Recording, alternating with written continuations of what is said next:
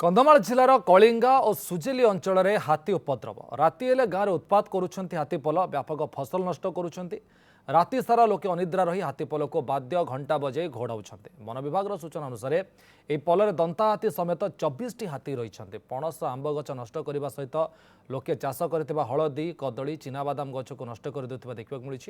धनजीवन सुरक्षा सह नष्ट होता फसल क्षतिपूरण प्रदान पर दावी कर ग्रामवासी एने वन विभाग पक्षर कौन प्रतिक्रिया मिल पारि नाही।